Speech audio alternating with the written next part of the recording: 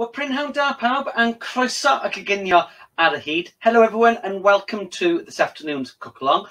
Just a little apology that I am running 5 minutes behind schedule today. I've just had a slight accident with a bowl of water just over there, so I had to quickly mop the floor up, and my fish wasn't defrosted ready for my fish pie, so I was having a little bit of a blind panic, but I'm calming down now and I'm ready to start this afternoon's session. So in a couple of moments, we're going to start by making our wonderful, as I've called it this afternoon, a Cowan Lush fish pie, because it really is Cowan Lush. But as with all of the Happy Cymru cook-alongs, I just quickly need to wash my hands now that I've got a new bowl of water down there and I've finished touching my computer bits for now. I quickly wash my hands and I will be back in literally 10 seconds because I washed them about a minute ago as well. So we'll be back in 1 minute and we'll get started. So let me just dry my hands off on the paper towel. That goes into there. A little bit of antibacterial gel and we can get ourselves started. So as with all of the cook-alongs that I do on a Monday and Thursday afternoon, I'm going to start off in a couple of moments with my official part, and then it will really go downhill from there. And after the day I've had, it probably will go downhill quite quickly. So the official part for me this afternoon is Prynhawn da pawb and croeso ac ginio ar y hyd. Good afternoon, everybody, and welcome once again to the Happy Cymru cook along. And this afternoon is the second of our sort of British Pie Week. I couldn't get my words out then. British Pie Week sort of cook along, which actually ended on Sunday. However, okay, we're still celebrating the wonderful pie. And as you know, on Monday we made a chicken and phyllo vegetable pie, and today we're sticking with a delicious, and I promise you, it is really Cowan Lush fish pie. So what I am aiming to do this afternoon, I've done most of my preparation for the filling and also the topping, but more importantly, I wanted to talk a little bit about the preparation of our fish. So I am going to show you some preparation techniques for our fish this afternoon. Then I'm going to make the pie, and then I'll show you what it looks like. And I promise you, I've got it finished cooking just in there, and it looks really, really tasty. So let me just change over my little ticker tape at the bottom, and I'm hoping now that you can see the ingredients list. You'll be able to see. I'm just waiting for it to tick along so I can just read off as I go along. It's nearly there, nearly there, nearly there, nearly there. Come on, quick as you can. There we go. Okay, so for our fish pie, for our base, so I don't have to look at the recipe card, we've got 450 grams of fish just there. I've chosen to use frozen fish today, and I'm using a combination of frozen cod, and I've got a portion of frozen salmon. That works out at about 400 grams because each one's about 200 grams. And when we're thinking about this Eat Well guide, the great thing about that is that it's telling us, as part of that pink section, which is our protein section, we should be having at least 2 portions of fish a week, one of which should be an oil-rich fish, which is what I've got just there. So that's why I'm including that one just there. And I love this combination. You could add some smoked haddock to it. You could use whatever you wanted. So we've got our fish just there. And then rather than poaching that in some milk or some water and making a sauce that way, we're just going to chuck it all in, add a little bit of flour just to help thicken up our sauce. We've got some grated carrot, we've got some peas, and we've got some spring onion. So they're going to help towards our 5 a day. I've got a little bit of lemon juice, the obligatory parsley and mixed herbs, and then we've got some milk and some creme fraiche. That's something else I had to go and get ready to put in there. You mix it all up and it makes this lovely sauce in the oven, right? We're going to top it this afternoon with some new potatoes. And I've chosen new potatoes because you don't often see fish pies with slices of potato on, but I think it looks really nice because it looks like scales. More importantly, if we keep the skin on our potatoes, you're going to have that extra bit of fibre as well. So let's get cracking. So I've got my blue fish board just there. I'm just going to grab myself a little bowl, and let me show you how we're going to prepare these, right? So for my fish just here, all that I'm going to do, this is just about thawed now. I was thawing it really quickly just before the beginning of today's session. That's why I was a little bit late. So all I'm going to do is just cut those into little sort of chunks like that. And because we're bulking it out with all those other vegetables, you want this fish to be cut into small pieces, because A, it'll cook a lot quicker, and B, when it's mixed with the salmon, it'll go a lot further as well. Okay, so I've got all those pieces just cut up just like that, so I can pop all of those just into there. Then I've got my piece of salmon just there, so I'm just going to take that out, and I think the salmon has actually got skin on, right? So I'll show you a really good way of skinning our salmon. So I'm just going to take that out just like that, and I will pop that just into my container below me, and you can see that this salmon has still got its skin on, right? So the way that you can de-skin a piece of fish, right? Lots and lots of different ways, but this is how I do it, and this is when I was working out in schools in the community all of that year ago, right? And in secondary schools, this is how I would have taught it back when I was teaching home ec, right?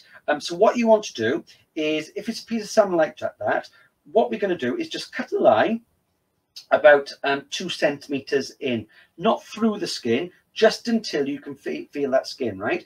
And what we're going to do, we're then going to put our knife at a 45-degree angle, and you can just hold on to that piece, that bit that you've started to keep just there, and we can take that off afterwards. And all you're going to do is you just slice it down just like that, and you hopefully remove all of the skin. Okay, now just as always, right, this hasn't quite worked because it's still a little bit frozen right in the center. So if it is a little bit frozen, right, I told you it was going to go downhill, right?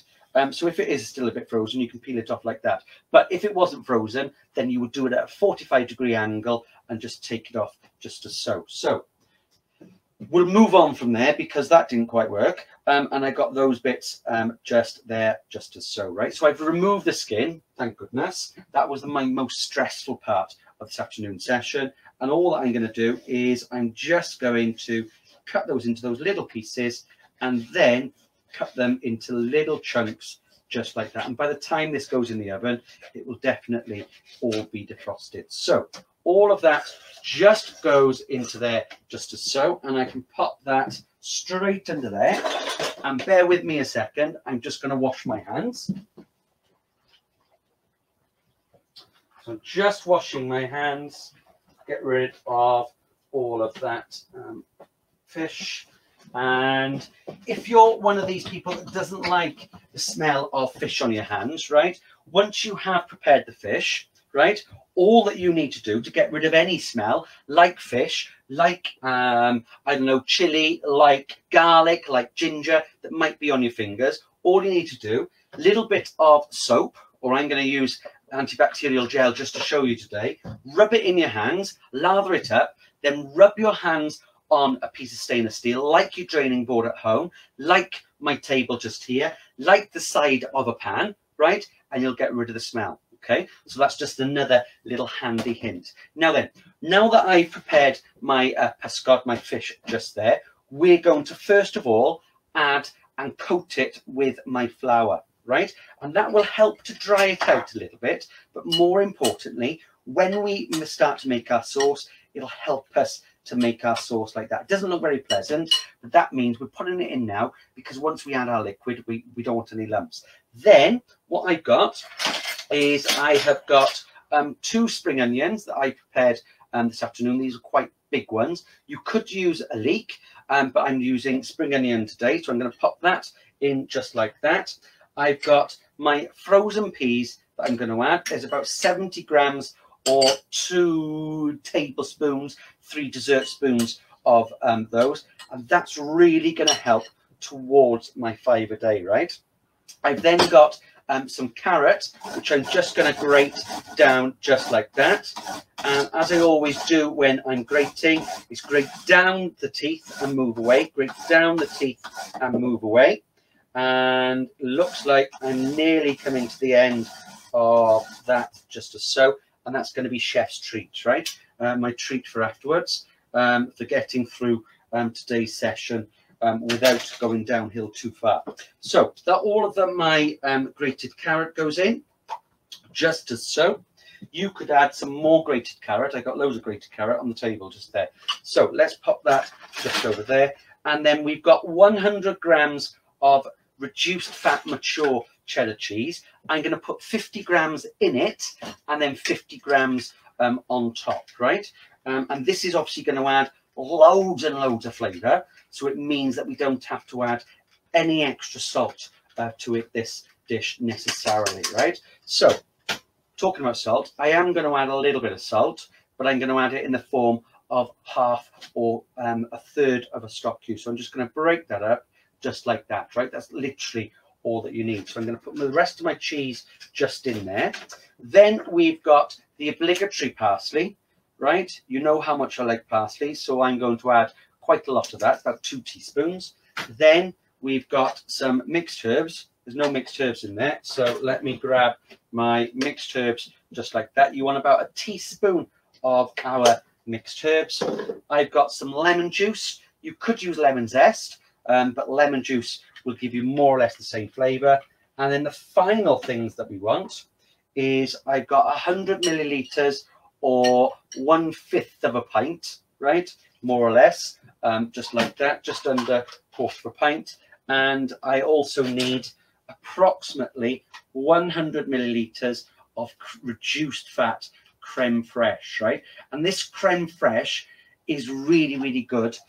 Gives a nice creamy flavour, but it's really, really good. So all of that is just going to go in just as so. Put all those bits just like that. And then we're just going to give it all a really, really good mix. And you can see that you've got all those beautiful colours. You've got all that protein coming from the fish. And it really does smell absolutely bendigedig fantastic, right? So it will thicken up when it goes into the oven because you've put that flour on that fish as well. So let me just, where did my cloth go? It went over there. Let me just wipe this table area over just here. Now then, you can make this as a large sort of fish pie, or what I'm doing today is I'm going to make 2 smaller ones. In actual fact, I'm going to put half in one and then do the other one half later. You could do it in those little silver containers and then freeze it down, however you want to do it, right? Cook it and then freeze it down, so you've got your little portions of it. So I'm just going to add half of my mixture just there. The other half, as I said, is going to go into my other dish. So pop that just there and get my cloth, because this table is bothering me with all these drips, right? And there's a drip on there as well. Oh my goodness. So let's pop those bits just there, and you can see that we've got all that just in there. The next thing is, let me just pop a little bit more of that on my hands, is the potatoes. And what we're going to do is we are going to use our sliced potatoes, as you know, and we've got new potatoes, which I actually cooked off for about 5 minutes in the microwave before I put them in, so that they didn't explode.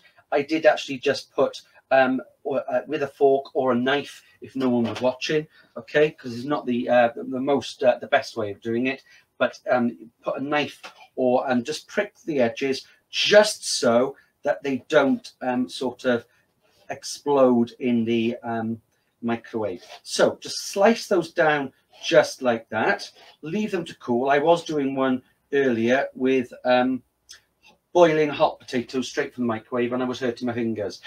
So just make sure that you do leave them to cool for half an hour. And you could use mashed potato or crushed potatoes on top.